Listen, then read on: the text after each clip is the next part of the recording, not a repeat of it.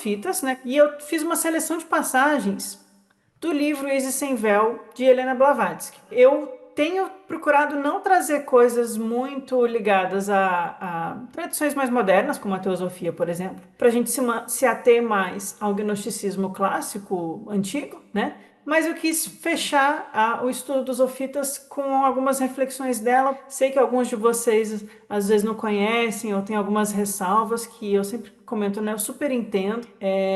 Eu não vou falar dela nem fazer uma defesa dela aqui hoje, eu só quis trazer as passagens sobre os ofitas, né? Mas só para deixar claro o contexto, né, desse estudo, a Blavatsky ela tem sido muito usada, na minha opinião, de bode expiatório hoje em dia para tudo e qualquer coisa ruim que surge nesse meio New Age.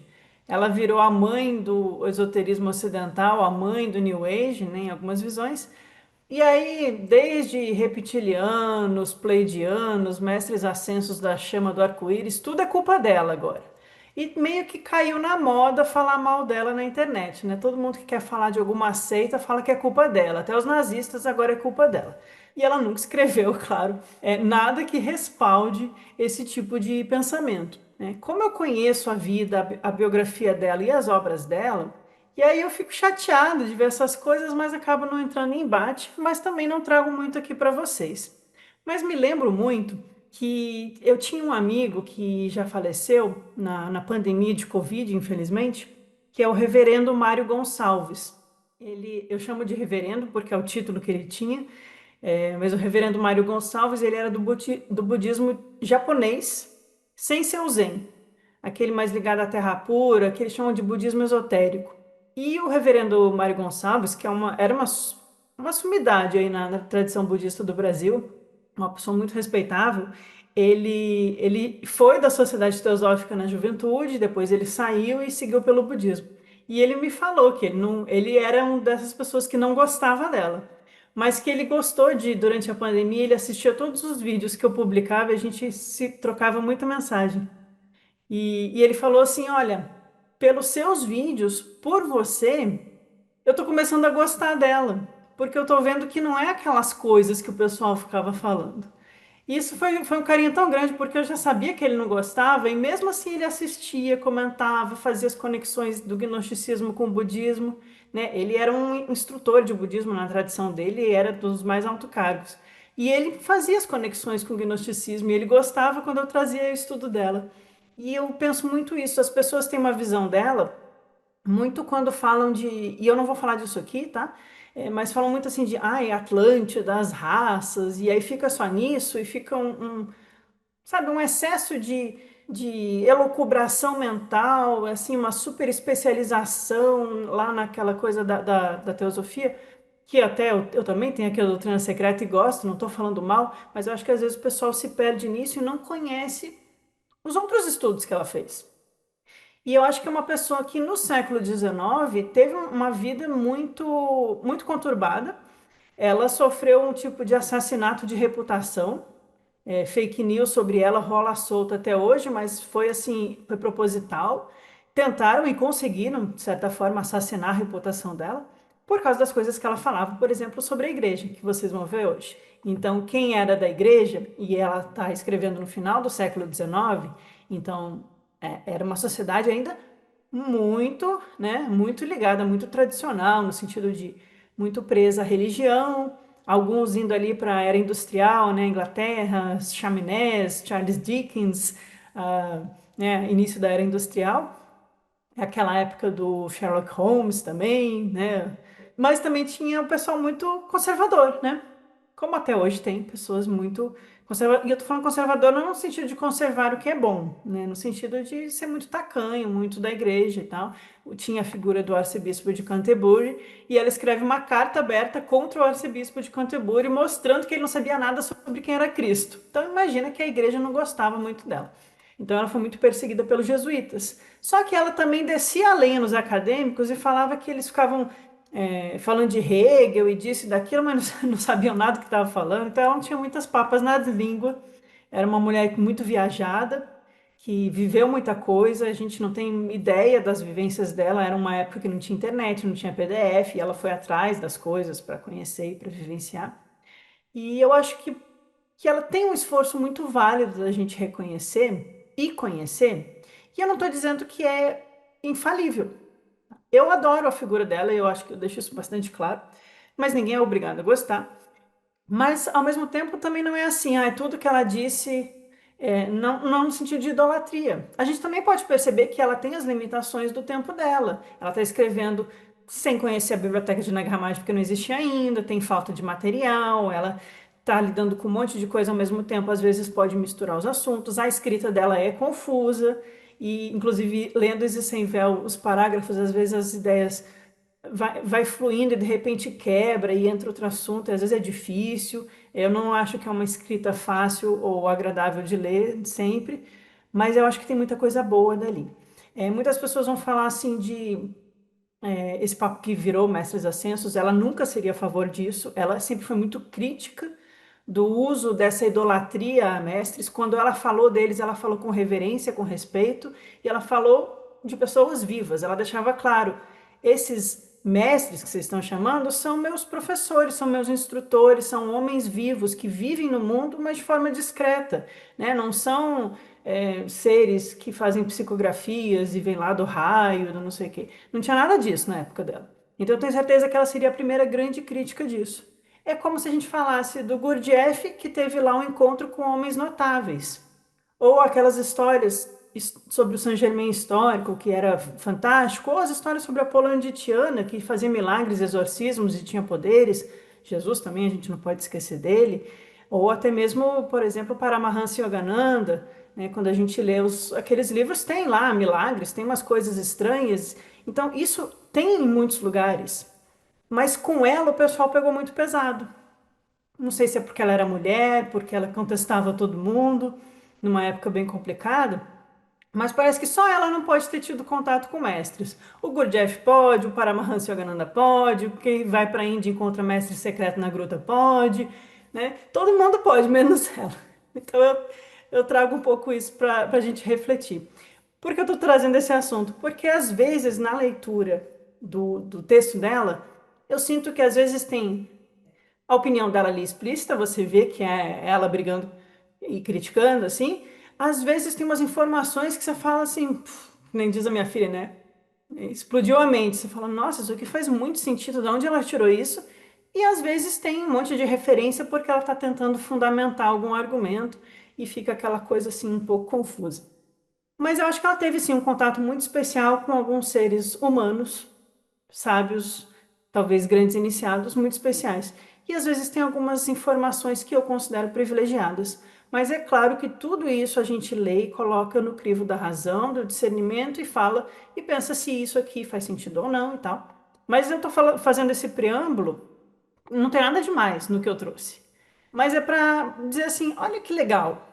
No século XIX, essa pessoa, que até hoje, por quem não conhece ela, é acusada de um monte de coisa, inclusive reclamam dela que ela só se importa com a tradição oriental, que é tudo Oriente, é tudo Índia, é tudo como se isso fosse ruim, né?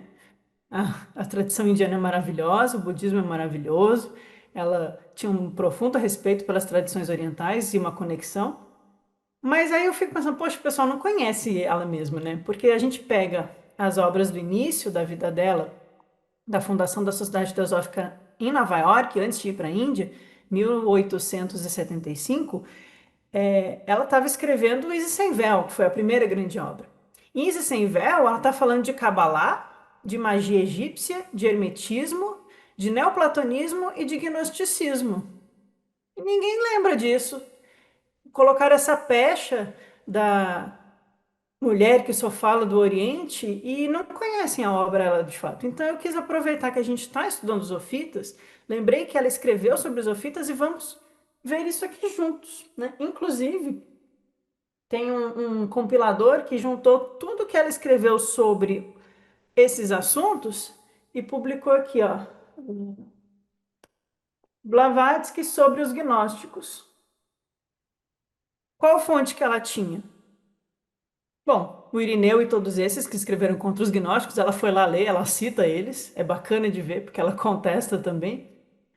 Mas ela também foi ler algumas das descobertas. E o Pistis Sophia, que é a grande obra clássica gnóstica que muitos de vocês leram ou já ouviram falar, ou eu já comentei um pouquinho aqui, o Pistis Sophia a gente só teve em inglês, traduzido para a língua ocidental, porque ela conseguiu um manuscrito em latim da primeira pessoa que traduziu da grande descoberta em copta e deu para o aluno dela, o MID, traduzir do latim para o inglês, a pedido dela. Falou assim: traduz isso aqui porque isso aqui é importante. Então a gente vê que tinha alguém que no século XIX não estava só falando de como ficou a teosofia pós-morte dela. Né? Ah, não é só plano astral, não é só chakra, não é mestres dos raios coloridos, não. Ela estava lá buscando trazer os gnósticos para a língua inglesa, contestar a visão da igreja sobre o cristianismo, né? Falar sobre Kabbalah, falar sobre tradições orientais, mas eu vejo que tinha uma pessoa que, dentro de todas as limitações que a sua época impôs, estava tentando resgatar algo muito profundo para a gente. E às vezes com inspiração de seus professores. Então eu fico tocada pelo esforço dela.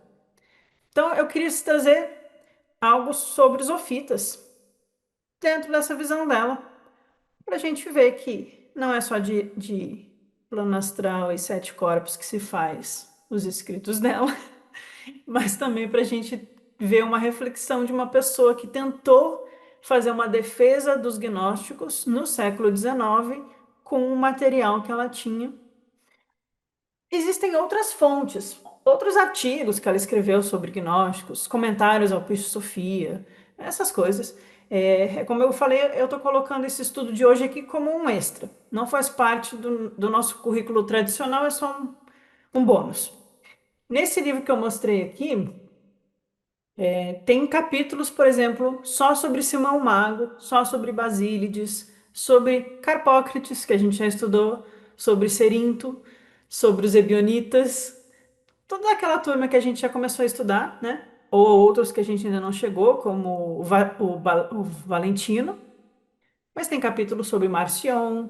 Então a gente começa a ver que há uma grande quantidade de escritos ao longo dos artigos e capítulos de livros dela que ela realmente se dedicou a trazer à tona esses sistemas gnósticos e tornar eles reavivados no mundo ocidental.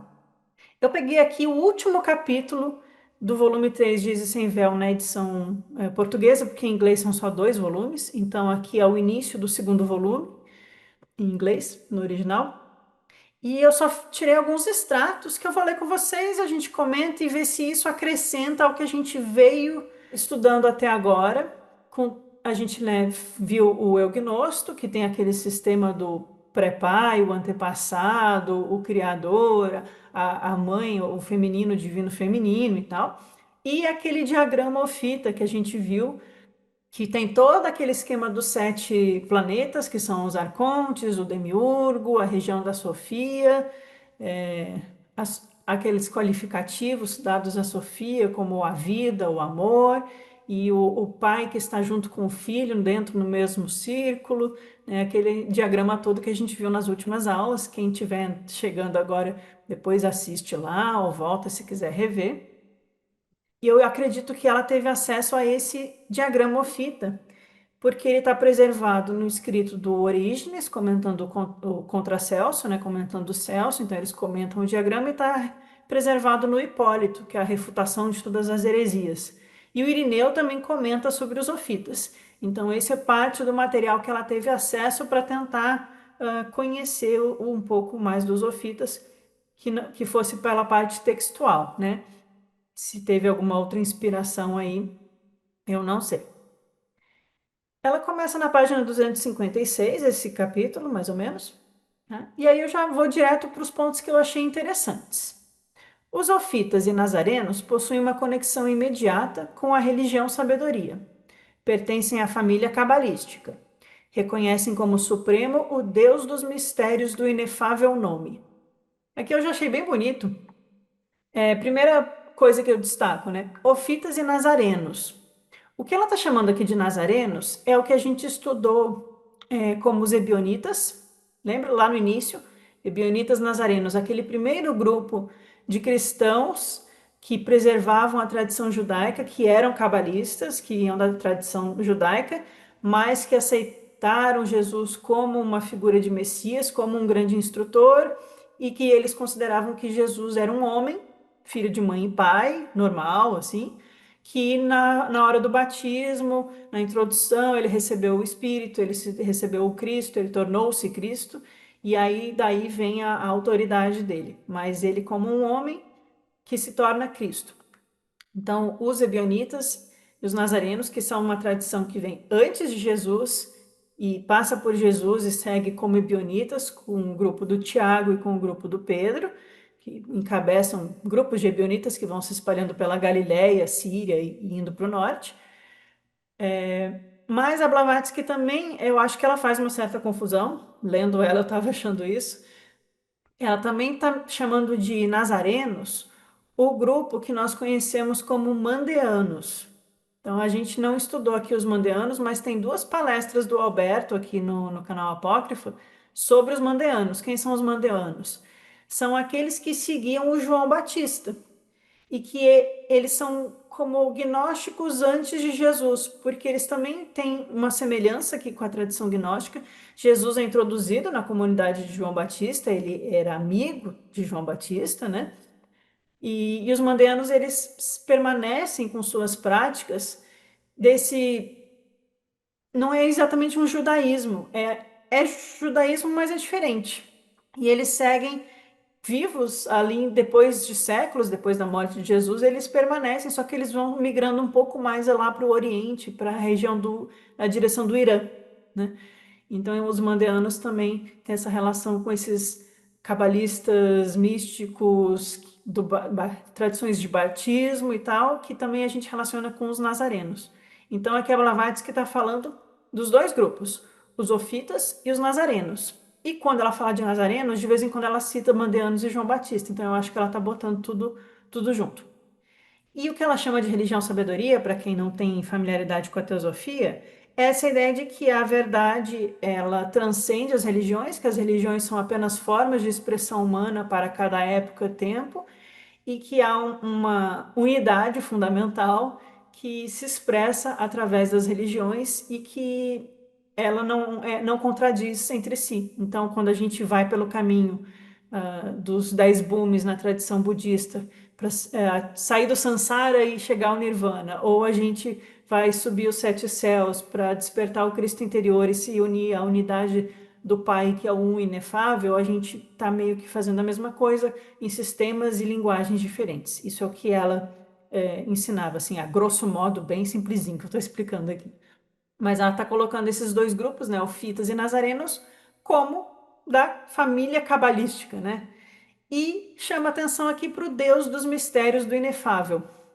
Isso aqui é gnosticismo, como a gente viu, né? Aquele antepassado, o pré-pai, que é sem nome, indizível, ilimitado, inefável, incognoscível, o um ou o zero que antecede o um, né? Então aqui ela já está identificando a tradição, ó. É disso aqui que a gente está falando. Achei muito legal ela mencionar isso, porque nem todo mundo falava disso no século XIX. Não era exatamente literatura corrente e não tinha canal no YouTube divulgando os mistérios do inefável, os ofitas, não tinha isso. Então, para ela conhecer isso, é porque tinha uma conexão aí de conhecimento do que ela estava falando, acredito eu. Eu acho legal você trazer a base de Blavatsky sobre os ofitas, porque na verdade ela é um dos primeiros que fala disso mesmo. Ela é um dos primeiros que fala dos ofitas sem ser para falar mal. Isso é legal a gente ver. Os ofitas como o primeiro grupo cristão, porque aqui a gente não tem aquela ideia de cristianismo que chegou para nós hoje, né? Não é cristianismo como a gente conhece, mas aquele primeiro grupo que aprendeu com Jesus e é chamado de ofitas, os que seguem a serpente de sabedoria, eles estão vindo de um berço nazareno e, portanto, não tem Exatamente. como ser muito diferente. O fato é que eles pertencem, na visão da Blavatsky, a uma mesma família espiritual. E eles estão, assim como os gnósticos, porque são gnósticos de certa forma, identificando o Deus com esse Deus supremo, que é o Deus dos mistérios do inefável, que é o que a gente tem visto aqui nos textos gnósticos, né? Não é o Deus criador, não é o Deus do religioso judeu, não é o Deus do fundamentalista cristão, é o Deus supremo dos mistérios do inefável. Inefável é aquilo que a minha cognição, meu pensamento e minha capacidade humana é incapaz de conceber, de tão distante que é, mas não no sentido de, ai, tá tão lá longe que eu desisto. É que na verdade é distante, mas é presente em mim. É porque é algo que só é conhecido através da vivência, do silêncio, da experiência direta. Então eu não consigo descrever. Então a Blavatsky começa esse capítulo chamando atenção para isso. Então esse dá o tom. Então vamos para o próximo parágrafo. Todas essas fraternidades antigas estiveram mais ou menos relacionadas com a magia, tanto prática como teórica, e foram acusadas de demonolatria, blasfêmia e imoralidade. Foram grupos cristãos do passado caluniados pelo pesadelo chamado Igreja Católica Romana. Ela não pega muito leve, então isso 1875, então vocês imaginam o problema que ela teve. Então, aquelas brincadeiras que eu faço aqui no nosso grupo, que o Irineu estava tendo ataque de pelanca, que ele não entendeu nada e tal, ela fazia bem pior. Então, só que 150 anos atrás. Então, é essa visão de que esses grupos tinham práticas ligadas à magia, né? Teurgia, invocação de poderes divinos, conexão com o divino, experiências de ascensão, de apoteoses, de êxtase espiritual, tinha todos amuletos, mantras, ritos em círculo, lá no hino de Jesus. Então, isso é registrado, ela reforça isso, né? Mas esses grupos foram acusados de demonolatria, blasfêmia e imoralidade. Rolou uma fake news forte para tentar destruir esses grupos, para associar eles a coisas ruins. Mas aí ela chama a igreja de um pesadelo. Vamos lá. Jeová, aqui vai ser uma frase solta. Jeová é um Deus espúrio, é o Yaldabaoth dos Ofitas. Olha, ela sabia do que ela estava falando.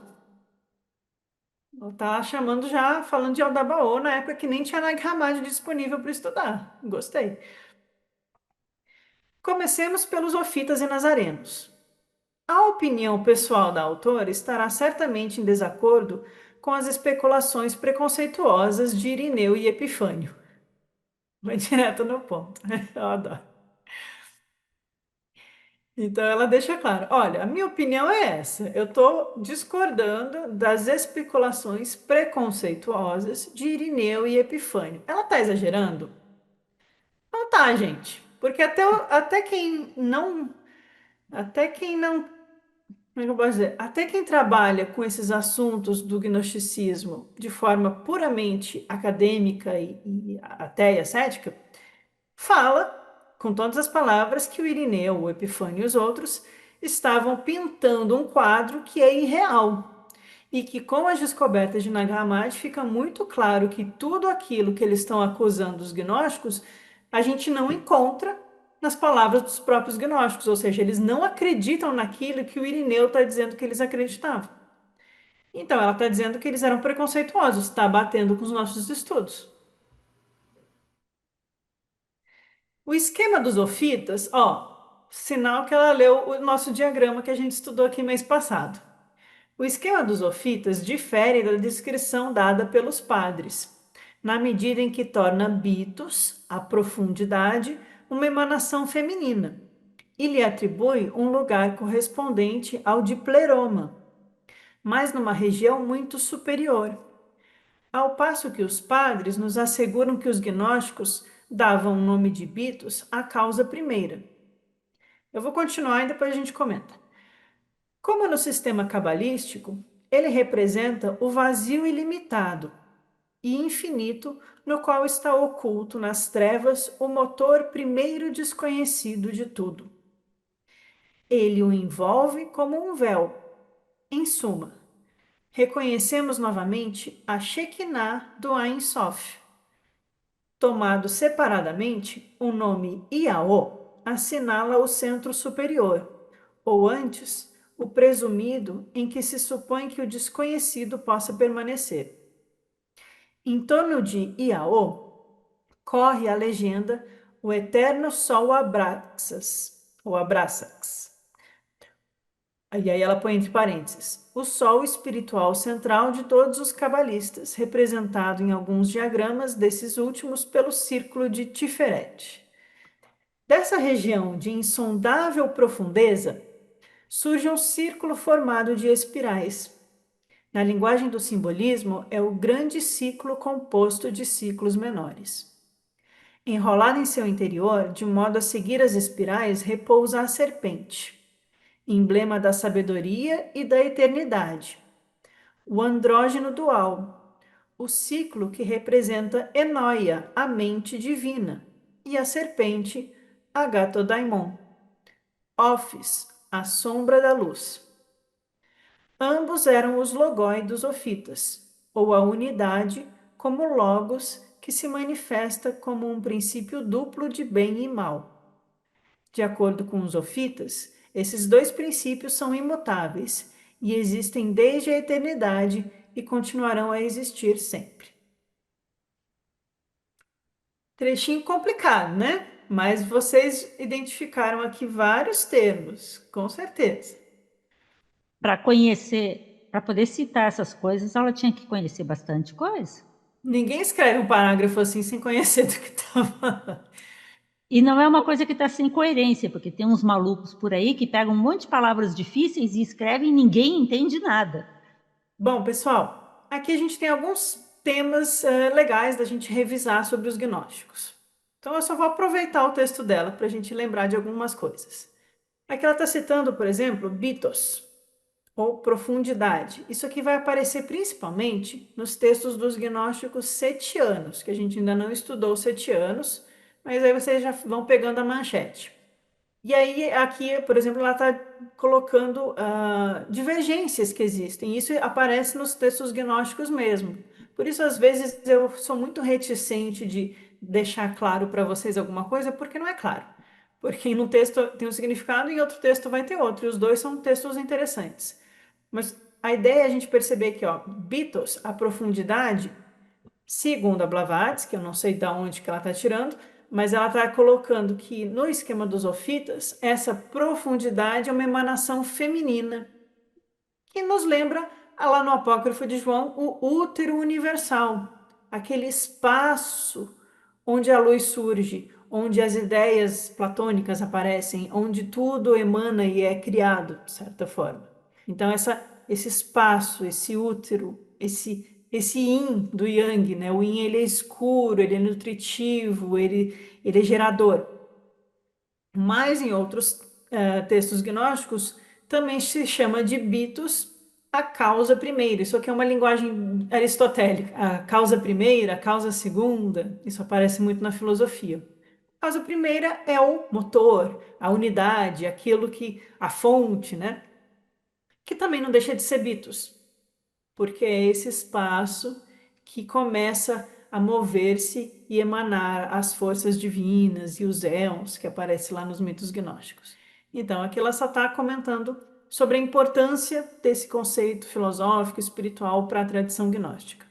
E aí ela comenta, né, que no sistema cabalístico representa o vazio ilimitado e infinito, no qual está oculto as trevas e o motor do primeiro desconhecido. A gente consegue sentir o que está querendo dizer, né?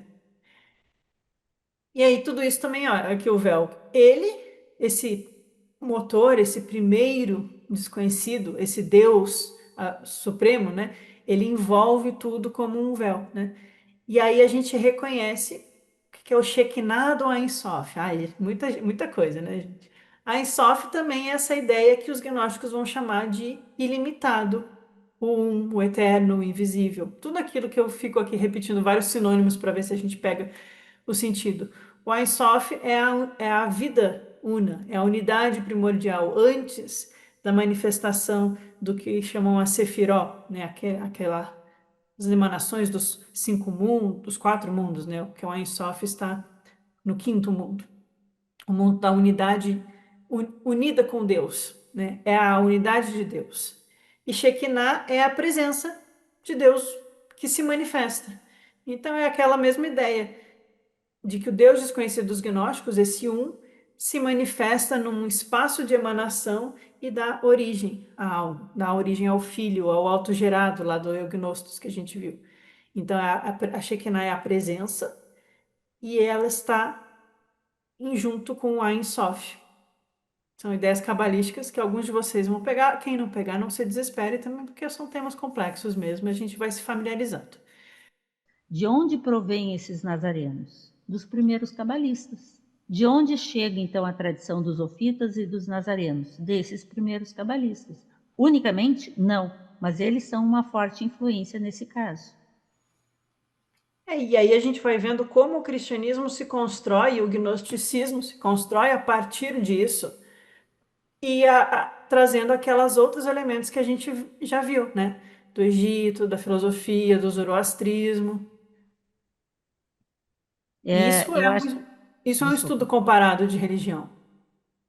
Que não é você falar, olha, é tudo igual, é tudo bonitinho, tudo conversa com tudo. Não, vamos entender o que eles estão falando.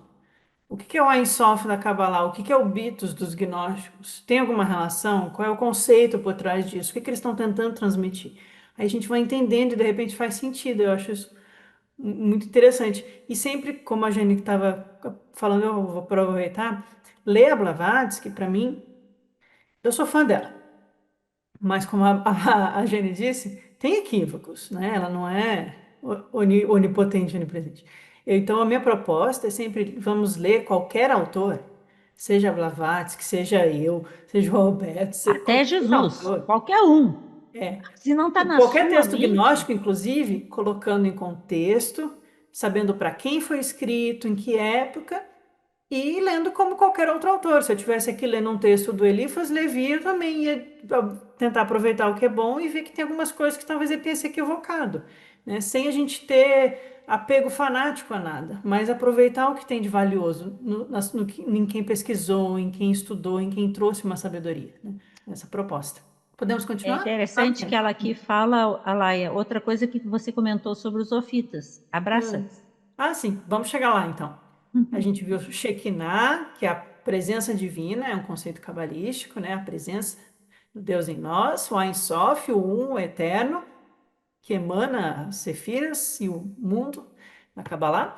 O nome de Yaô, ela vai falar muito do nome de Yaô nesse capítulo. Yaô aparece muito nos gnósticos ofitas, né? Então, em Pisofia aparece muito o Yaô, no Códice de Bruce aparece Yaô. O centro superior, presumido, o desconhecido, tá? Em torno de Yaô ocorre a legenda, o eterno sol Abrasax. A gente ainda não estudou o Abrasax aqui. Eu sei que alguns de vocês já pediram. A gente vai estudar oficialmente o Abrasax quando a gente falar do Basílides, que é um gnóstico, grande gnóstico dessa época. Mas aqui esse resumo que ela deu sobre o Abraxas, eu acho que fica interessante. O sol espiritual central dos cabalistas, representado em alguns diagramas pelo círculo de Tiferet. Tiferet é um dos da Sefiró, lá daquela árvore cabalística. Eu tenho uma imagem dela daqui a pouco no próximo slide, a gente vai encontrar Tiferet. Mas o Abraxas tem essa relação com a reintegração dos seres, com a totalidade do divino que se integra ao um novamente.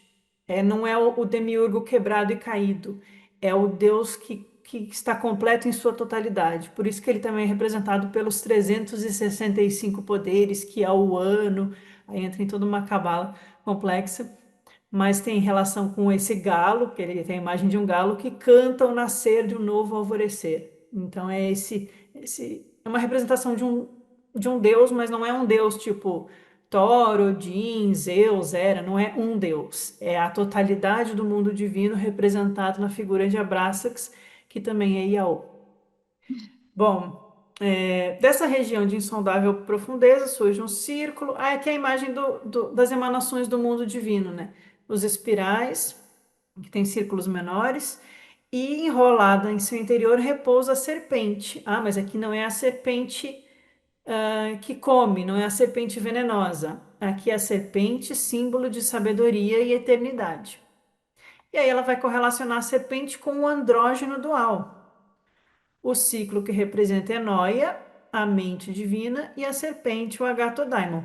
Isso a gente já viu em vários textos gnósticos. Enóia ou Pronoia é a mãe divina. É o Espírito universal, o Espírito virgem que dá origem ao Cristo. O primeiro pensamento de Deus. É a díada pitagórica, ou o segundo que surge, né? A Barbelô, né? E a Barbelô, exatamente, Carlos. Então, o círculo vai representar a Barbelô, a pronoia, que é a mente divina. Para quem gosta de hermetismo, é o nous. Também aparece nous na filosofia. Qual é a segunda hipóstase do Plotino? O nous, a mente divina. Então, estamos de acordo aqui. E a serpente, o Agatodaimon, a serpente de sabedoria. Agatodaimon é o bom espírito. A gente viu quando a gente começou na primeira aula sobre os ofitas aqui, que eu trouxe as imagens, tem no próximo slide também, que é uma serpente coroada, essa que tem em templos egípcios. O Agatodaimon, ou o Office, essa serpente de sabedoria, vai simbolizar também o Logos em nós. É o Cristo em nós. Então, é a mente divina e o Cristo que vai representar unidos esse andrógeno dual que é a própria representação do universo de Deus. Isso é puro gnosticismo, né? E aí, ambos eram os logoi, os logos, os logoi é o plural de logos, né? Dos ofitas, a unidade como logos que se manifesta como um princípio duplo de bem e mal. Então, aqui começa a manifestação. E são princípios imutáveis que existem desde a eternidade. Está de acordo com o que a gente viu dos gnósticos. Vamos para o próximo. Esse símbolo explica a adoração por esse grupo, os ofitas, da serpente como o Salvador, enrolada em torno do pão sacramental, ou de um tal. Aqui eu acho que ela quis dizer aquela imagem do Taurus, na verdade, que é um T. Não é o tal, não é o tal chinês, não é o Yin Yang. Quando eu li a primeira vez, eu falei, tal? Por que ela colocou tal aqui? Que também tem a ver com o equilíbrio dos princípios, né? Da dualidade, que está unida numa coisa só. Mas a gente tem a imagem de um T, que é a Staurus, né? Que tem a ver com a cruz, e essa serpente enrolada nessa cruz, que é um T, porque ela não teria parte de cima nas imagens, que é muito usada para representar os ofitas e os naacenos. Então, essa cruz que, lá na imagem que tem no Evangelho de João, o Evangelho de João citando o Velho Testamento, né?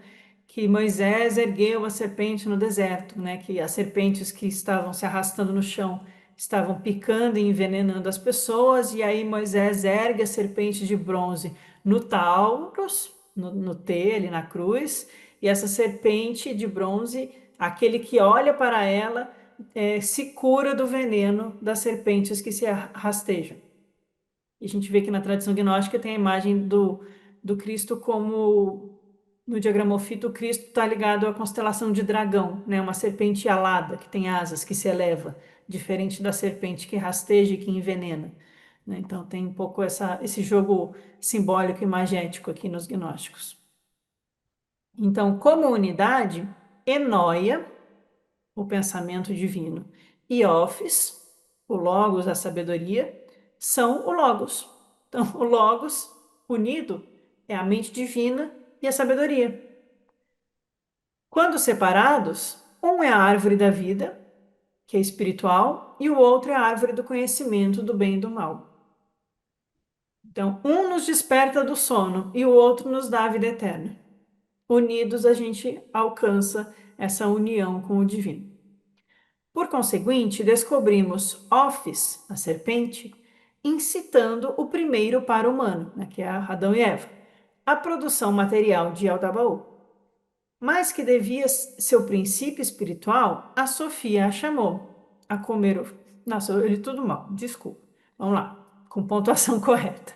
Por conseguinte, descobrimos Office incitando o primeiro para o humano, a produção material de Aldabaú, mas que devia seu princípio espiritual, a Sofia a chamou, incitando o primeiro para o humano a comer o fruto proibido, embora Office represente a sabedoria divina.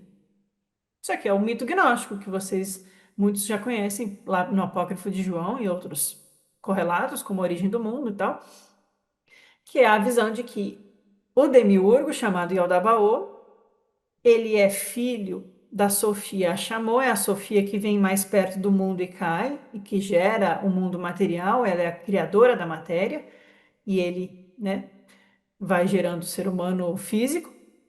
E a gente tem a imagem da serpente, mas a serpente não faz Eva cometer o pecado original e eles não são expulsos de um paraíso, né? A serpente, na verdade, abre os olhos da intuição e da mente, faz a gente comer da árvore do bem e do mal, para então a gente buscar comer da árvore da vida e se libertar de um paraíso ilusório que nos está mantendo presos num mundo sensorial que a gente confunde o reflexo com a realidade. A gente não vê o véu, né, que a gente comentou aqui. Então, aqui a Office, para os ofitas, representa a sabedoria divina. A gente está se repetindo, se vocês pararem para perceber, todas as últimas aulas, né? Tudo isso a gente já viu, mas a gente vai revisando com outras palavras de outros autores que a gente vai pegando. E aí fica explícito, né, que também é uma das coisas que eu queria mostrar para vocês, como a Blavatsky está dominando esse assunto, como ela está explicando sobre Aldabaoth, sobre Sofia Chamou. Não é uma coisa simples a se fazer lá em século XIX. Não tinha livro sobre isso publicado.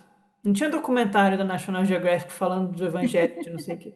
Então, quando ela está falando com esse nível de definição sobre Enóia, Office e Aldabaoth, todo esse mito gnóstico que fala sobre como a nossa alma cai, como a gente se prende nos esquemas do mundo e como a gente busca a sabedoria para se libertar e alcançar a vida verdadeira, isso aqui é tradição gnóstica. Então está bem de acordo com o que a gente vê nos textos depois. A ignorância é a morte. Isso aqui aparece em vários textos gnósticos. A ignorância é a morte. Aldabaoth é a morte. Ele cria o mundo dos mortos. O demiurgo que nos aprisiona, ele faz a gente viver e morrer. Ele é o tempo, ele está ligado a Saturno, Cronos que come seus filhos. Por isso ele persegue no jardim. E ele significa a ignorância cega.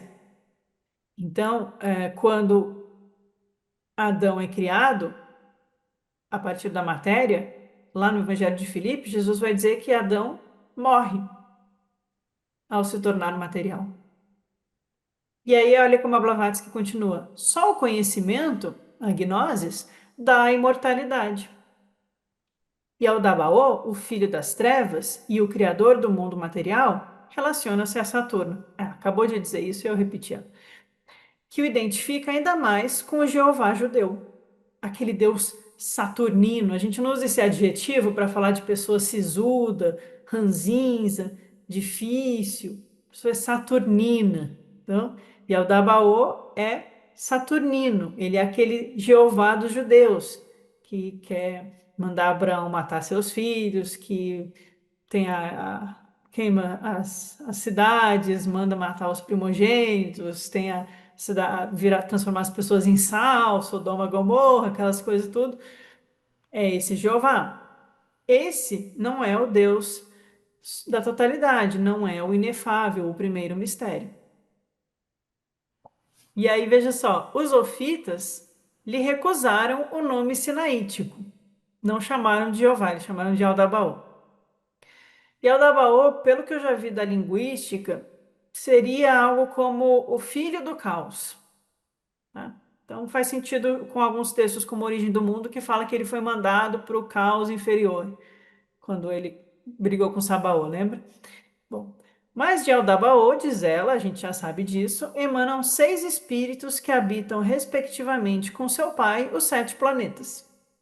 De Aldabaoth surgem os 7 planetas. E aí ela dá um nome em Isis Sem Véu. Essa eu não esperava, eu não lembrava dessa. Ela dá o nome Sabaoth, Marte, Adonaios, o Sol, Iau, a Lua, Eloaios, Júpiter, Astafaios, Mercúrio, e aí ela coloca espírito de água, não fui eu que coloquei, foi ela, e Horaios, Vênus, espírito de fogo. Tá de acordo com os textos? Com alguns. Eu pus aqui a tabela do lado, que é do diagrama Ofita do Orígenes, e a gente vê os nomes aqui, ó. Yaldabaoth, Iau, Sabaoth, Adonaios, Astafaios, Eloaios, aqui tá Ailoaios e Horaios. É esses nomes. Provavelmente ela leu lá no Orígenes, o diagrama Ofita, e está replicando para gente. E ó, tem relação com os planetas. Só que às vezes a correlação não bate em alguns textos gnósticos. Sei lá, o Iaô, aqui na Blavatsky é a Lua, e aqui nesse diagrama é Júpiter. Por isso é complicado a gente confiar e ainda mais começar a inventar práticas da nossa própria cabeça para invocar esses nomes, achando que está abalando, chamando o espírito de Júpiter ou alguma coisa assim, quando a gente não sabe nem se a equivalência está certa. Então eu sempre chamo a atenção para a gente tomar esse cuidado. Pode receber visitas inesperadas, né? Não faça isso. E não muito benquistas. Bom, é aqui só para mostrar que ela está comentando aquilo que agora a gente já conhece melhor pelos textos. Ah, aqui, essa é a figura do Agatodaimon, ó, a serpente coroada. Isso é uma. Tem vários assim lá no Egito, nos templos Cadê egípcios. a figura? Ah, eu travei o share. Como é que eu. Seguindo, em suas dadas funções e descrição, os 7 planetas são idênticos aos Saptalokas hindus, os 7 locais ou esferas, ou os mundos superior e inferior, pois representam as 7 esferas cabalísticas. Para os ofitas, eles pertencem às esferas inferiores. Eu não sei sobre Sapta Lokas hindus. Loka quer dizer local, local não E físico, Sapta é 7. espaço. É Sapta, são 7 espaços hindus, as 7 esferas, mas eu não sei sobre isso. Então eu estou só confiando no que ela disse. Mas aqui está equivalente com o que a gente vê nos textos gnósticos, que tem esses 7 arcontes, que são 7 planetas, que são 7 céus, e eles pertencem à esfera inferior. E eles são um reflexo da esfera superior. Então, tá de acordo aqui com a coisa cabalística também. Depois a gente vai ver na árvore da vida e vai encontrar também 7 esferas abaixo, com 3 acima, que dá 10 na Sefiró. Para quem não sabe o que é, daqui a pouco eu mostro a imagem. Nas notas explicativas que acompanham o diagrama, agora ela citou o diagrama, estudou.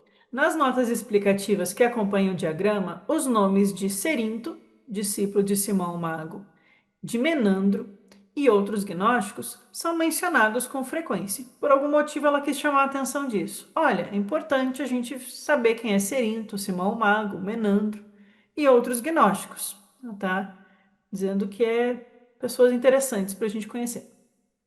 O autor do diagrama reclama para seu grupo uma enorme antiguidade. Reclama não no sentido de reclamão, de chamar para si. Ele advoga para o seu grupo que é Uhum. uma tradição de grande antiguidade que eles estão ensinando. Ele afirma que o justo, o porta-voz do Eon Eterno, Cristo, enviou ele próprio seus discípulos ao mundo, colocando-os sobre a dupla proteção de Sige, o silêncio, e Office, o Agatodaimon. Então, o autor do diagrama Ofita diz que a tradição do seu grupo é de grande antiguidade e que isso aqui está em Peixe Sofia, que o porta-voz do Eon Eterno, ou seja, o Cristo, enviou ele próprio seus discípulos ao mundo. Isso é um trecho de Peixe Sofia, que Jesus explica que antes de nascer como Jesus, ele escolhe os discípulos que vão nascer perto dele junto com ele para que esse trabalho de disseminação da tradição cristã gnóstica possa acontecer, para que todo mundo possa se encontrar. E aí ele explica lá em Peixe Sofia, que é um texto gnóstico que a gente considera valentiniano, mas é um texto gnóstico, como Cristo envia, então, através do seu poder, e nasce em Maria de forma não corrompida pelos arcontes, por isso que Maria seria virgem, no sentido de não corrompida pelas forças das trevas e não fisicamente virgem no ímen, né? É outra coisa, não tem tabu aqui, mas no sentido de que Jesus teve um nascimento incólume, um nascimento em que os corpos sutis dele, o corpo físico dele, foi perfeitamente preparado pelos poderes celestiais e os anjos construtores da matéria para caber no nascimento de um ser muito especial que se conecta ao Cristo eterno, né? E os discípulos são enviados juntos. e eles são colocados sob a proteção de Sigê, o silêncio. Aqui Sigê vai representar um aspecto feminino da divindade, e Ofis, a serpente de sabedoria, ou o Agatodaimon. Eu estou reforçando essa ideia do Agatodaimon porque é uma ideia filosófica muito profunda e importante nessa tradição gnóstica e também nas outras tradições herméticas, por exemplo. O Agatodaimon aparece no corpus hermético, né, como esse espírito da divindade que habita em nós, diferente dos Kakodaimons. Lá nos Monges do Deserto, que foi quem preservou a biblioteca de Nag Hammadi em Copta, por exemplo, eles tinham ensinamentos cristãos na igreja copta lá sobre lutar contra os demônios no deserto. A palavra demônios em grego geralmente é uma tradução de kakodaimon, espíritos maléficos, espíritos das sombras. Mas a gente tem o agatodaimon, e agaton quer dizer o bem. Em Platão é o bem supremo. O bem simboliza o um, essa unidade eterna e indizível, esse Deus desconhecido e inefável, do primeiro mistério, né? Então, esse agatodaimon é a luz, o daimon, o espírito do bem, presente em nós. E ele é simbolizado por uma serpente que se desenrola e se eleva e é coroada. E Jesus estaria sob a proteção desse Agatha-daimon, porque ele seria o próprio Cristo desperto também. E aí a Blavatsky segue. O autor desse diagrama, que a gente já estudou aqui no grupo, alude, sem dúvida, à expressão favorita de Jesus: sede sábios como as serpentes. Achei bonitinho ela dizendo que é a expressão favorita de Jesus. No diagrama, Ofis, a serpente, é representada como Knufis, ou o Knef egípcio, chamado Draconita. Compliquei? Compliquei. Isso é muito legal para a gente começar a entender como não é simples entender essa questão do demiurgo gnóstico e como os símbolos se misturam e se confundem, para a gente tomar cuidado de bater o martelo em algumas coisas também. No diagramofita, essa serpente é representada como Knufis. Olha como é que é esse Knufis, egípcio. Surge como uma serpente ereta em sua cauda, com a cabeça de um leão, coroada e aureloada de raios, e na ponta de cada raio uma das 7 vogais gregas, símbolo das 7 esferas celestes. Essa figura é muito familiar àqueles que têm conhecimento das joias gnósticas e deriva dos livros herméticos egípcios. O Logos é outra forma de Ofis, com suas 7 estrelas.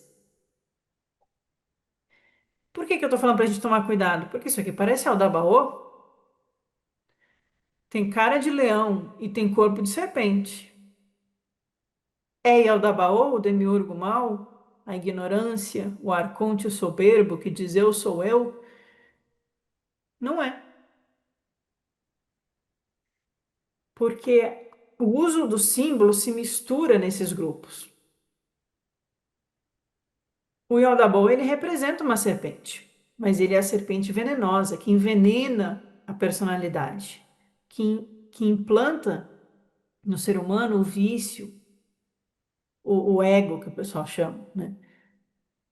O defeito, o vício, a luxúria, a ambição, a ganância, a maldade, a crueldade, o egoísmo, o egocentrismo, a ignorância, né? Ele é a raiz desses vícios. E ele é representado em alguns textos gnósticos como uma serpente com cara de leão. O leão é um símbolo do masdeísmo, que é o zoroastrismo, a tradição de Zoroastro, que Jesus alude em alguns textos gnósticos também, que tem a visão que a gente tem apócrifa neotestamentária dos reis magos, que nunca foram chamados de reis, mas tem os magos que vieram do Oriente para comemorar o nascimento de Jesus, provavelmente magos de religiões zoroastras, persas. No zoroastrismo, o leão, ele representa Arimã, que é o deus mau, que luta contra a Ahura Mazda, a luz e o deus bom, né? Tem essa dualidade no zoroastrismo. E ele é representado às vezes como um leão que precisa ser vencido. No Evangelho de Tomé, tem aquela passagem muito legal que Jesus fala para os discípulos: Maldito do homem que é comido pelo leão, bendito do leão que é comido pelo homem, porque ele se torna homem. Alguma coisa assim. Mas a ideia é de que essas duas forças somos nós. Se o leão vence, a gente se deixou levar pela nossa força animalizada. Mas se o homem incorpora o leão, ele se torna rei. Então, o símbolo ele tem muitas facetas. Knufis, e aqui como a Blavatsky disse, e ela disse corretamente, é uma figura muito familiar em joias, amuletos, talismãs gnósticos, que foram encontrados em escavações arqueológicas e desenhados em textos, como nos papiros mágicos gregos, tem essas imagens. Né? Isso aqui não é invenção da Blavatsky nem minha, que eu até pus uma aqui do lado para vocês verem. Não sei se isso aqui é uma descoberta ou uma representação do que foi descoberto. Mas é uma serpente, só que ela está erguida, ela não está mordendo o próprio rabo, como lá no Ouroboros e tal, né? Ela não está prendendo o mundo, é outro simbolismo para essa serpente. Ela está erguida, ela tem a cabeça de leão, mas ela tem uma coroa com 7 raios, 7 luzes.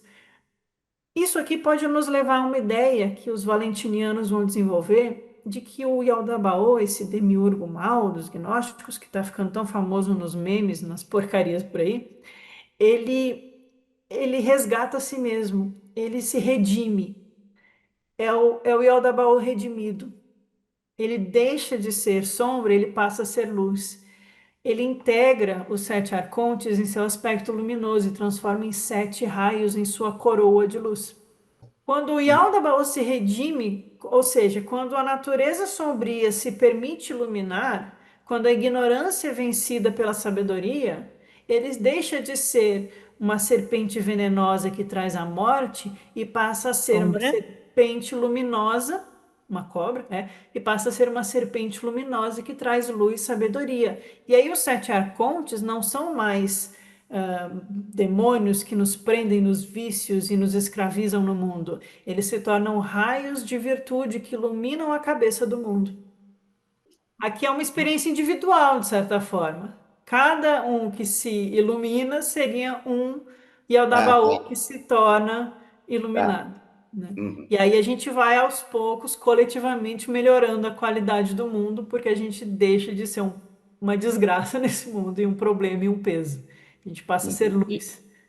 Então, vocês percebem que isso é uma tecnicidade, é um sistema mágico, é um sistema filosófico, é complexo, assim. E não é que a gente não tenha capacidade, enquanto grupo, e cada um individualmente, de compreender e ir a fundo disso. Mas é para a gente cuidar para não se perder no tecnicismo. Senão a gente vai ficar fazendo sempre exercícios técnicos disso e daquilo. Mas tentar intuitivamente, eu posso estar enganado, eu estou compartilhando uma reflexão com vocês. Compreender o que que isso está sendo transmitido, o que que isso está representando aqui. Por que que os ofitas trabalhavam com isso? E o que que esses talismãs, como que eles eram usados, né? Era para representar a redenção da ignorância, a sabedoria que desperta, e aí as 7 virtudes passam a ser proeminentes e não os vícios que nos destruíram. Aqui é uma coisa mágica atribuída. E vejam que aqui, ó, vocês conseguem ver o meu mouse? Aqui está escrito Iaô. na Iaô, figurinha de baixo, gente. na figura de baixo. Iaô, Sabaô. Aqui não dá para ler. Aqui eu não consigo entender que letra que tá. Mas aqui tem. Isso aqui é um amuleto gnóstico, claramente. Iaô, Sabaô. Sim, É, pode ser um talismã. pode. Porque nesses textos que eu chamei que são os papiros mágicos gregos, é uma descoberta em grega que foi encontrada de fragmentos também, que tem descrições de práticas assim de magia simples, do tipo invocação do anjo tal junto com esse amuleto que está escrito Iaô para proteger a saúde e a mente de alguém, né? Tem aí algumas coisas assim. E a gente vê que os gnósticos tinham correlação com esse tipo de prática também. Isso aqui eu tirei foto da página lá do Easy Sem Véu, só para vocês verem como a Blavatsky tentou resumir o diagrama na cabeça dela. E aqui nas outras duas imagens são imagens que a gente já viu, mas é cada um autor tentando mostrar o que leu lá no tal do diagrama Ofita. Mas veja só o que ela coloca. Vamos só ler juntos. Aqui, o diagrama gnóstico fita. Primeiro, a primeira unidade numa trindade. Iaô, o inefável nome da divindade desconhecida. Abraxas, o sol espiritual eterno. Unidade encerrada na profundeza, Bitos. Princípio feminino, o círculo ilimitado, no qual repousam todas as formas ideais. Dessa unidade emana a segunda trindade. Então, é uma manifestação tripla da unidade, onde está as formas ideais. Isso aqui é platonismo. As formas perfeitas, as ideias, aquilo que a gente precisa lembrar, rememorar, para ter sabedoria, para ter gnose, conhecimento do real. Isso emana uma segunda trindade, que tem outras coisas. E aí ela põe embaixo enoia, ou nous, a mente, office, agatodaimon, e eu vou equiparar para vocês isso ao Logos e ao Cristo. E abaixo, Sofia, andrógina, sabedoria, que por sua vez, fecundada pela luz divina, produz Cristo e Sofia Shimon. Aqui é o Cristo manifesto. Office eu equiparo ao Cristo, o Cristo eterno. E no 3, né, Sofia, que unida à luz divina produz Cristo e Sofia Shimon. Lembra que no sistema gnóstico tem 3 Sofias diferentes no sistema Ofita. Tem a Sofia mãe, a Sofia esposa e a Sofia filha, que é a Sofia que cai. A Sofia Shimon é a nossa alma. Ela é a alma do mundo. Lá no sistema neoplatônico, ela pode ser como a alma do mundo, mas ela é a alma que cai. Individualmente, ela também é a nossa alma. Ela é aquela que vaga pelo mundo, que é perseguida pelos anjos tirânicos, que é perseguida pelos vícios dos arcontes. Ela é a prostituída, é ela que precisa encontrar um noivo, ela que está em busca do casamento sagrado. É a Sofia Ashmon, que precisa reencontrar o Cristo, porque ela se separou do Cristo, né? Então, assim, a luz divina gera Cristo e Sofia, mas a Sofia, representando a alma que cai no mundo, ela precisa reencontrar o Cristo. E aí é o mistério da câmara nupcial. E por último, a Blavatsky coloca: Sofia chamou, dá origem a Yaldabaoth, igualzinho no mito gnóstico, como a gente já conhece, o demiurgo, que produz a criação material e sem alma, ou obra sem fé, ela citando aqui a Bíblia, que é aquela ideia de que o Yaldabaoth, ele produz a matéria no seu estado bruto. Não é ele que coloca alma e espírito na matéria, por isso ele representa um aspecto negativo. Mas cuidado ao achar que ele é um bicho-papão lá no céu que quer comer a gente. Não é exatamente isso. É uma ideia filosófica. Ele é a matéria desprovida de alma e espírito. Ele é aquilo que é denso. Mas a gente precisa do denso para que esse movimento existencial aconteça. E a partir da criação de Adabaô, a Sofia vem ao mundo e a Enóia, lá no alto, junto com Cristo, joga a sua luz ao mundo e ilumina o mundo. Então a gente tem um jogo de forças espirituais habitando, coexistindo com a gente. Vamos lá, próximo. Esse aqui é uma daqueles amuletos que a gente estava falando, ó. Parecido com o outro. E aí aqui ela vai falar do sete. Os 7 arcontes, ou os 7 espíritos planetários, ou os 7 raios na coroa de Knufis. Os 7 geni, aqui ela está chamando de geni, como se fossem os gênios, né? Planetários ofitas, que emanam um do outro, reaparecem na religião nazarena sob o nome de 7 demônios impostores, que enganarão todos os filhos de Adão. Reconhecem aqui dos mitos gnósticos que a gente já leu? 7 demônios que enganarão os filhos de Adão, que perseguirão pelo paraíso, que farão filhos nos homens, nas mulheres, né? É os arcontes, que são espíritos planetários, mas que têm um aspecto luminoso. Ai, que complicado. O Cristo dos gnósticos é o chefe dos 7 éons, os 7 espíritos de Deus, que é diferente dos 7 espíritos planetários. Os nazarenos, e ela está citando um documento chamado Codex Nazarenos, têm seus 7 bons éons, cujo chefe é o Rex Lucis, o rei da luz, que lá no Bardesanes é o rei dos reis. O Bardesanes é um gnóstico siríaco, da tradição aramaica. Então a gente vai vendo aqui, ó, olha, tá coerente com os outros textos que eu já vi. O comentário dela também está coerente. Tem os 7 demônios que perseguem a humanidade, que representam os planetas, que também nos prendem num destino amargo, que tem a ver com o nosso mapa astral também, na astrologia esotérica. Mas também tem os 7 espíritos divinos. E Cristo é o rei dos 7. Como lá nas cosmogonias gnósticas, Cristo dá origem às luzes e aos éons. E aí tem o prisma, né? A luz branca que emana as 7 cores do arco-íris. Tem todas as. Que aí parece que eu estou entrando em New Ageismo, mas não, a gente está falando da questão esotérica antiga. E aí nas joias dos Ofitas, ela repete, encontramos o nome Yao repetido e confundindo com o de Evo, ou Yahvé, ao passo que este último representa simplesmente um dos geni antagônicos a Abraxas. É importante notar, ela continua argumentando no parágrafo, que nos escritos bíblicos há mais de um Jeová. Isso que às vezes eu gosto de chamar a atenção para vocês. Quando a gente está falando de demiurgo, Deus, Jeová, às vezes são coisas diferentes, é meio confuso. Mas a gente saber que é confuso protege a gente também de sair chegando a conclusões, né? Então, aspectos aqui. Ó, não vamos confundir o Iaô, que aparece nos amuletos ofitas, com Jeová, o Jeavé, o Ievô, que aí são 4 letras, representa a matéria. E aí ela continua, e eu concordo com ela. Esse último vai representar um dos espíritos planetários que são os demônios impostores que enganam os filhos de Adão. É uns arcontes. E a Vé é um dos arcontes. Bate com o sistema gnóstico, com o Yaldabaoth, o Demiurgo Mal. É um dos arcontes.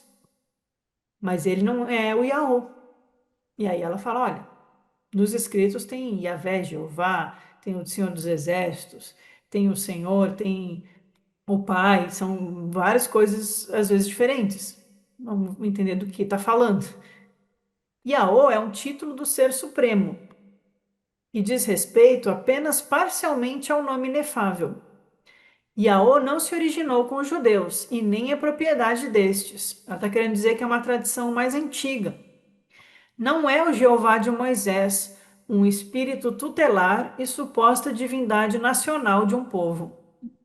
Eu achei engraçado. Jeová é a divindade nacional desse povo. É tipo, é a divindade desse, tem a divindade daquele, a divindade do outro. São divindades menores, né? E a O não é esse espírito tutelar, né? Ele é parcialmente uma relação do nome do inefável. Aquele Deus cujo nome você não deve pronunciar em vão. Talvez esse aqui não seja Jeová, aquele que tem o um nome sagrado. Eu não sei. Yaô é o nome dos mistérios, ela continua. Na antiga religião dos caldeus, vestígios da qual se acham entre os neoplatônicos, a divindade suprema, entronizada acima dos 7 céus, representa o princípio de luz espiritual conhecido como Nous, e que é concebido como um criador. Era chamado Yaô, misterioso e indizível, cujo nome só era comunicado aos iniciados. Eu gostei muito dessa passagem para fazer um gancho com vocês. Yaô é o nome dos mistérios. Aí ela vai citar a religião dos caldeus. Caldeus tem relação com aquela região da Pérsia e Tigre Eufrates ali, tá? Caldeia. E dos magos, né? Os magos, a origem dos cabalistas do passado, né? Os Tanaim, os caldeus. Ela fala muito, a Blavatsky usa essa terminologia, sabedoria caldaica, né? Então ela está dizendo, olha, essa tradição espiritual que fala de Yaô como um nome do inefável é muito antiga, vem dessa região. E ela fala que isso tem vestígios entre os neoplatônicos, aquelas amarrações da Blavatsky, porque os neoplatônicos é século 3 DC. 200 e pouco plotino para frente. Mas é a divindade suprema, ou um, entronizado acima de sete céus. Então aqui a gente passou os limites do demiurgo. Acima dos sete céus, a gente entra na Ogdoada, a Ogdoade dos gnósticos. Representa o princípio de luz espiritual conhecido como Nous, a mente divina, a Enóia, que a gente viu aqui. E é concebido como um criador. Ah, então, ó, aqui é mais uma daquelas coisas para a gente tomar cuidado com as definições muito determinísticas, assim, isso é isso e pronto. Que às vezes na internet tudo é muito simplificado, ó. Demiurgo mal, os gnósticos, pá, acabou. Até ouvi alguém perguntando hoje, o demiurgo no hermetismo é igual ao demiurgo mal dos gnósticos? Não, porque os gnósticos também falam de outro criador. Para a gente tomar cuidado, o criador do mundo espiritual também é chamado de demiurgos em grego. Só que ele é um logos demiurgos. Ele é o criador da luz espiritual. Ele cria ou emana, ele gera esse espaço eterno das divindades, dos eons, da plenitude, da totalidade.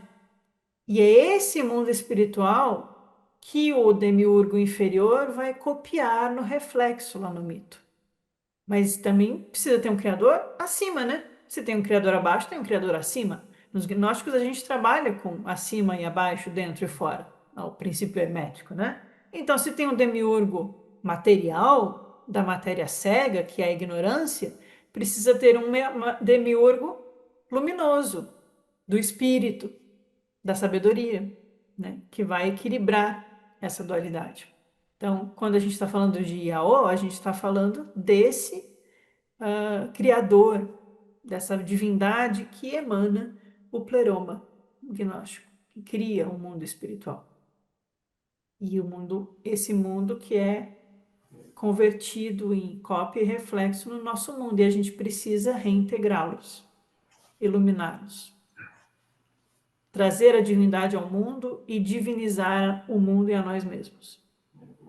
Então, o movimento dos gnósticos não é excluir o mundo, destruir o mundo, abandonar o corpo físico. É permitir a pura expressão do mundo espiritual no veículo físico. Parar de ter a sombra dominando e iluminar todo, a totalidade, né? O É, demiurgo ficou meio que associado a essa coisa do Yadabaô, essa coisa do malvado, esse que vem corromper o homem, violentar a é, Sofia e etc. o nome pegou, né? O nome pegou, O é nome isso. pegou. Mas tem textos gnósticos, como lá no Códice de Bruce, que aparece em grego, demiurgo logoico, o criador Sim, do bem, né? sim, sim. Então, só pra gente saber disso. Mas é igual ao mundo, né? A gente gosta de assistir desgraça, né? A gente gosta de série policial de assassinato, a gente gosta. O que pega é o malvadão. O bom a gente. É o que faz sucesso, né? É O o que faz malvadão. sucesso é o tirano, né? E Aham. ele pegou. Vamos para os últimos, gente. Acho que esse é o último ou penúltimo.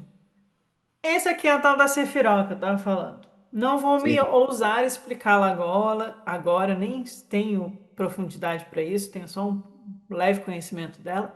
Mas isso aqui é a emanação dos mundos lá na Kabbalah. Se alguém achar que eu estou falando besteira, me corrige, não tem problema. Mas vejam que a gente tem uma divisão aqui. Nossa, eu sem o mouse fica difícil, mas vamos lá. Tem uma divisão. Se vocês dividirem aqui, ó. Aqui tem, na verdade, tem uma sefira oculta, que é a da arte. Tem a ver com potencial de iluminação na minha leitura. Aqui abaixo, aqui são 10. São 10 emanações dos mundos celestiais até o último, que é Malkut, ou Malhut, que é o mundo, o reino material. Então, esse último aqui embaixo é o nosso mundo que a gente habita, de certa forma. Esse aqui. Mas aí a gente tem a divisão aqui dos quatro mundos na Kabbalah. Então, a gente estudou um pouquinho brevemente lá no curso de Origens da Alma isso. É. Tem Briá, Atzilut, Asiá e esqueci. Mas enfim, o de baixo é o mundo material, o mundo que a gente vive. Aí, logo acima, que tem esse Hod, Netzach e Esod, que aí são representados pela Lua, Mercúrio e Vênus, olha os planetas aqui. É o mundo dos, o mundo astral, é o mundo das emoções. Tá? Um pouco acima, a gente tem Marte, Sol e Júpiter. Geburah, Hesed e Tiferet. Ó, a gente viu a Blavatsky citando Tiferet. Tiferet já está lá no meio para cima. Uhum. Ela citou com relação a algum poder espiritual, alguma coisa assim que eu esqueci agora. Isso aqui aí é o mundo mais sutil, aqui entra na relação do mundo que se conecta à Sofia, que se conecta ao Cristo. E o último, que são os três que se separam do sete, essa trindade aqui, o primeiro é a coroa. A coroa.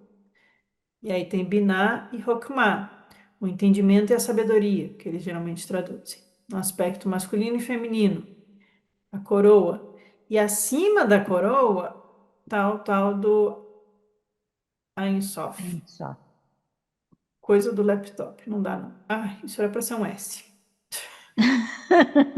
Tá bom. A gente já entendeu. Todo mundo aqui sabe. Ein Ein Sof. Sof. Porque lá no início de hoje a gente vê a Blavatsky falando que o Deus Supremo, que é o nome do mistério do inefável, equivale ao Ein Sof da Kabbalah. O Ein Sof está fora dessa manifestação. E aqui nesse sistema cabalístico inclui tanto a manifestação espiritual quanto a manifestação material. Então, aqui é aquela ideia de camadas. E vejam que nessas camadas na Kabbalah, eles incluem os sete planetas. E aí a gente viu aqui que tem a serpente lá com a coroa, com sete coisas, né? Então, equilibrou as forças, iluminou na árvore da vida. Isso aqui é a árvore da vida também. Esse sistema chamado Sefirot também simboliza a árvore da vida.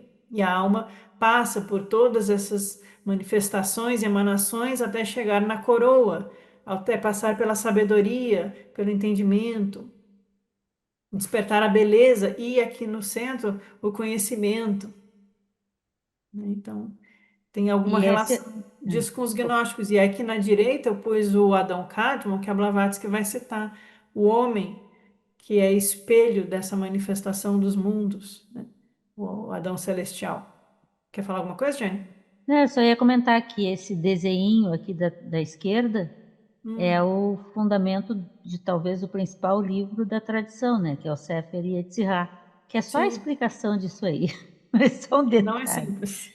E eu comentei antes que no Sem Véu, esse aí que a gente estava vendo no capítulo 6, ela explica sobre as três faces desenhadas na árvore aí, da Sefirot, e dá várias explicações desse tipo, é muito interessante. A gente começa a ver os gnósticos e perceber o que tem de judaísmo no gnosticismo, mas a gente começa a ver que não é a religião judaica.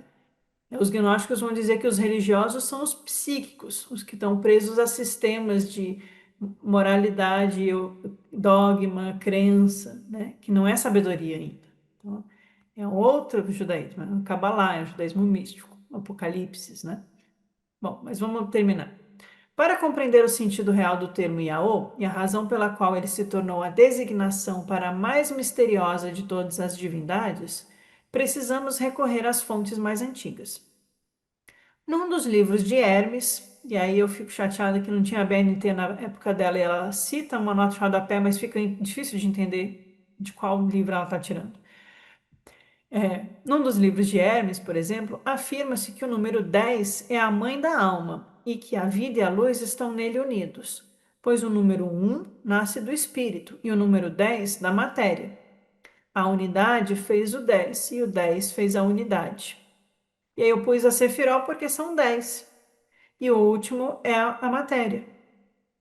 E o 1 é a coroa que é unida ao Ein Sof, que é o espírito inefável. Então, o 1 fez o 10. Fez sentido aqui para mim na imagem cabalística. Assim também, nos diagramas cabalísticos mais antigos, as 10 Sefiró são representadas como rodas ou círculos e o Adão Cadmon, o homem, como uma coluna ereta. Então, o homem como uma manifestação desses mistérios. Aí essa imagem eu só coloquei para vocês verem que a coisa complica. Não vou nem ousar, tá bom? Não sei. Aqueles 10, eles na verdade eles podem ser entendidos como camadas. Ah, O Carlos até suspira. Eles se entrelaçam. Então, o mundo material de um é uma matéria sutil, que gera uma outra manifestação de 10, que gera um segundo mundo de matéria um pouco mais densa, que gera uma outra manifestação de 10 que tem um princípio espiritual mais etéreo, mais. Assim, estou querendo dizer que isso aqui a gente também entende dentro dos 4, 5 mundos da Kabbalah, que é esses níveis de emanação da realidade, do mais sutil lá do Ein Sof até a árvore da morte, que é a árvore da vida invertida, onde tem os demônios, onde está Samael, onde está Lilith na Kabbalah, que é a parte densa do caos, a matéria obscurecedora, né? Então, isso aqui a gente tem que ver também que tem um entrelaçar de mundos celestiais, que não é tão simples como um 10. Nossa, mas é simples? Não, já não era simples com 10. Mas a coisa talvez complique mais. Adianta a gente ficar desesperado tentando entender a complicação? Não adianta. Mas entender que assim como nos gnósticos a gente tem lá a Barbelô, a Pronóia, a Mãe, e aí tem o Cristo, aí tem o Divino Autogerado, e aí tem as 4 luzes, e aí tem os 12 Eons. A gente percebe que nesses sistemas de tradições espirituais antigas havia algo que ia descrevendo essas emanações se derramando e gerando cópias de si mesmas em níveis mais densificados, né? E isso também aparece na Kabbalah. É interessante a gente perceber isso à medida que a gente vai intuindo esses ensinamentos.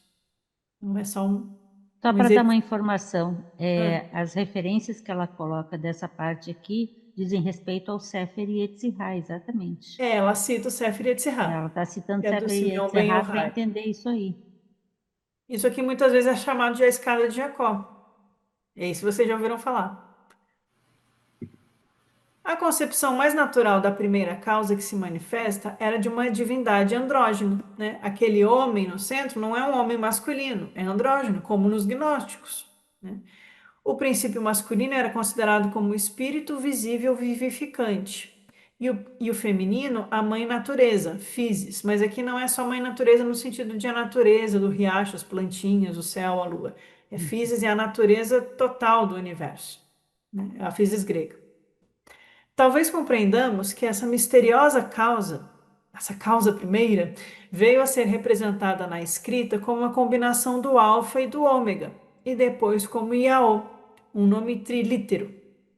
Iaô significaria o alento da vida. É A-O, alfa e ômega. Jesus fala, eu sou o alfa e o ômega. Não tem uma passagem assim? Eu aposto que alguns lembram. Mas tem o Yaô, tem 3 letras, né? E aí, segundo ela, é o alento da vida. Talvez é essa expressão do um que vem ao mundo. Yaô.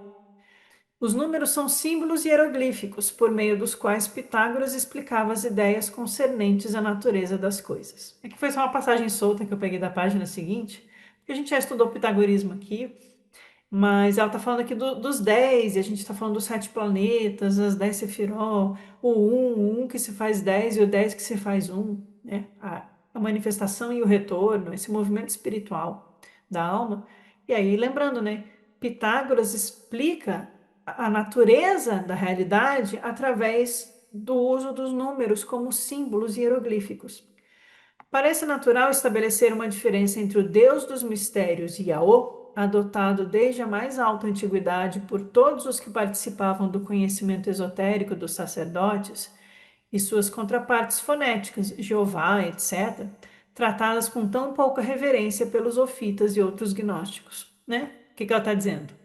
Vamos diferenciar Yaô, o Deus dos mistérios, que é um conhecimento secreto na visão dela, dos sacerdotes do passado, e a sua contraparte fonética, Jeová, Javé, esses outros, que os gnósticos tratavam com pouca reverência, né? É o deus lá do Marcion, o tirano. Então vamos diferenciar. É apenas um intenso e cruel desejo de apagar o último vestígio das antigas filosofias, pervertendo-lhes o sentido, por medo de que os seus próprios dogmas não sejam corretamente atribuídos, que impele a Igreja Católica a exercer uma perseguição sistemática contra os gnósticos e cabalistas. Ai de nós, quão pouco a divina semente disseminada pelas mãos do humilde filósofo judeu fincou raízes e produziu qualquer fruto. Eu cortei aqui, é uma frase da página seguinte. É mais uma provocação dela, né? Olha, é um desejo intenso e cruel de apagar a filosofia antiga, pervertendo o sentido, usando dogmas para perverter esse sentido. E é esse desejo cruel de apagamento que impele a igreja, na visão da Blavatsky, a fazer uma perseguição dos gnósticos e dos cabalistas. Ai de nós, que essa semente divina, disseminada pelas mãos do humilde filósofo judeu. Olha que bonito. Quem é o humilde filósofo judeu que disseminou uma semente divina? Quão pouco ela fincou raízes e produziu frutos. Tem uma outra passagem dela que ela diz: a gnose ainda vive em todas as eras e nunca perdeu seus representantes. E ela vai abrir a boca e devorar o fundamentalismo e o materialismo usurpador do cristianismo. Ela tem uma frase, algo assim. O que a gente vê é que ela tinha um profundo respeito por Jesus e pelos gnósticos, né? A máxima adotada pela igreja de que, aqui ela está reclamando da igreja, eu achei legal, botou para a gente terminar assim. Não se ofendam se tiver alguém aqui. Vocês me conhecem. A máxima adotada pela igreja de que é um ato de virtude enganar e mentir quando por tais meios podem promover os interesses da igreja. Ela está citando um livro de um padre da época dela. Eu acho que ninguém hoje em dia escreveria algo assim, mas escreveram e ela citou. Essa Eu acho que máxima, tem gente, deixa pra lá. tem gente que usa Essa, isso até hoje. até hoje, engana até hoje, né? Essa máxima de que quando você está mentindo para promover os interesses da igreja vale, aplicada em seu pleno sentido por aquele consumado professor de falsificações, o armênio Eusébio, ou ainda por aquele beato enganador e hipócrita Irineu, o calidoscopista bíblico. Ai, eu perdi outra metade. Eu só queria mostrar que ela estava descendo a lenha neles. Eusébio é um da quê? Ó, Irineu, Hipólito, Tertuliano, Epifânio e Eusébio. Foram, acho que, os 5 principais que perseguiram e combateram os gnósticos e escreveram aqueles tratados contra as heresias e tudo mais. Então, ela está dizendo, olha, na opinião dela, o Eusébio escreveu um monte de falsificação para atacar os gnósticos. E o Irineu é um beato, enganador e hipócrita. Bom, eu concordo, né? O que eu posso fazer? E eu achei interessante, calidoscopista bíblico, né? De caleidoscópio. Você vai mudando e aí você muda a perspectiva das coisas. Você coloca matizes que não tem, né? Esses homens, esses dois que ela está citando, foram seguidos por todo um exército de piedosos assassinos. Ela não queria ser perseguida no século XIX, né? Ia ser cancelado hoje em dia, né? Tá sendo até hoje. Formaram um exército de piedosos assassinos que haviam feito sérios progressos na arte da mentira, proclamando que Deus justificaria tais atos, dando força à nova religião. Ela está falando agora da perseguição contra os gnósticos promovida pela própria igreja. Teófilo, esse inimigo perpétuo da paz e da virtude, como qualificavam a esse célebre bispo, Cirilo, Atanásio, que foi quem escreveu a lista e baniu os textos e obrigou os monges a enterrar na Guerra Madre, o assassino diário e uma hoste de outros santos canonizados foram apenas os dignos sucessores de São Constantino, que afogou sua esposa em água fervente, massacrou seu pequeno sobrinho, assassinou com suas próprias mãos 2 de seus primos, matou seu filho Crispus, condenou à morte vários homens e mulheres, afogou um velho monge no poço.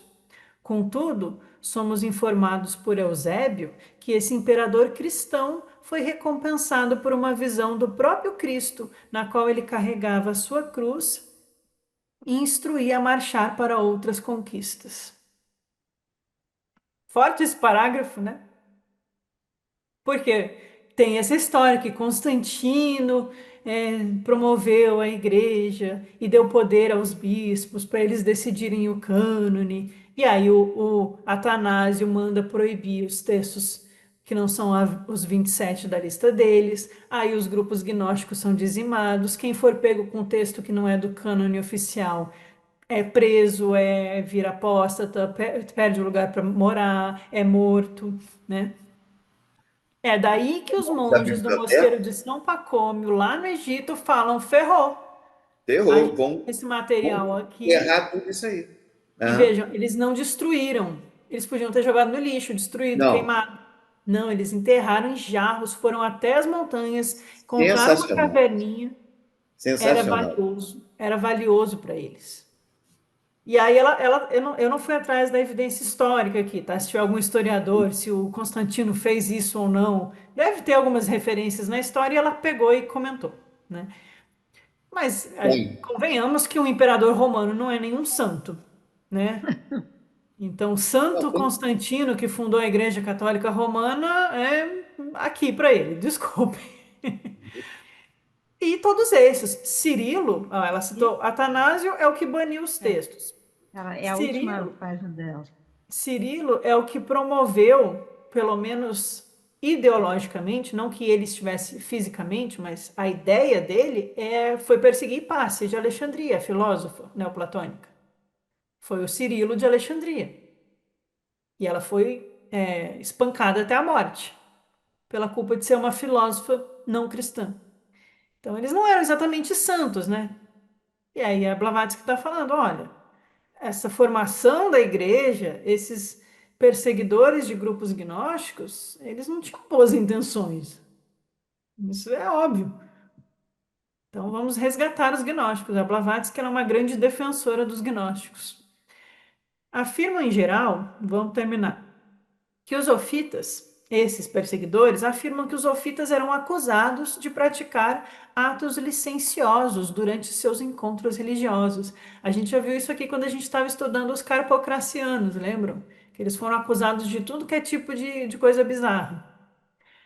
A mesma acusação era feita contra os maniqueus, os carpocratas, os albigenses. Em suma, contra todo o grupo gnóstico que cometia a ousadia de reclamar o direito de pensar por si mesmos. E veja que ela está citando maniqueus, carpocratas, albigenses. Ela está mostrando que ela conhece os grupos gnósticos. Está muito interessante o texto dela. Todas as grandes reformas religiosas foram puras no seu início. Os primeiros seguidores de Buda, assim como os discípulos de Jesus, eram homens da mais alta moralidade. A aversão pelo vício, experimentada pelos reformadores de todas as idades, está expressa nas vidas de Sakyamuni Buda, Pitágoras, Platão, Jesus, Paulo, Amônio Sacas, que foi o mestre de Plotino, fundador do neoplatonismo. Os maiores líderes gnósticos não foram menos virtuosos na prática, nem menos puros moralmente. Marcion, Basílides e Valentino eram famosos por suas vidas ascéticas. Que absurda a ideia de que tais homens teriam instituído ritos libidinosos, porque a igreja acusa eles de promover orgias, de matar criancinhas, de fazer ritos sangrentos, cada coisa bizarra que usaram para destruir a reputação dos gnósticos, que ela está fazendo a evidência do inverso. Fala, O olha, contraponto. é. E eu achei muito legal, né? Ela cita, né? Buda, Pitágoras, Platão, Jesus, Paulo, Amônio Sacas, dos neoplatônicos. E aí ela inclui Marcion, Basílides, Valentino, pessoas que eram praticantes de ascetismo, que ensinavam sobre virtude. Como que eles iam ser tão ruins quanto a igreja pintou eles, né? Enquanto a igreja do lado do Constantino estava usando a política e a polícia para condenar, censurar, proibir, destruir. Então vamos questionar as coisas. O Constantino, ele nunca foi cristão. A mãe dele era cristã. É isso aí, a mãe E dele. aí ele, porque os cristãos eram perseguidos, né? Todo mundo aprendeu sobre os mártires. Mas não é Uhum, igual a gente pensa, não era uma grande perseguição generalizada. Tinham perseguições, prisões, tinham uhum, assassinatos, isso é verdade, documentados, mas eles eram perseguidos. Aí o Constantino fez com que o cristianismo deixasse de ser contra a lei. Então ele autorizou a existência do cristianismo. uhum. E é isso que o Carlos estava dizendo. Ele queria resolver o problema.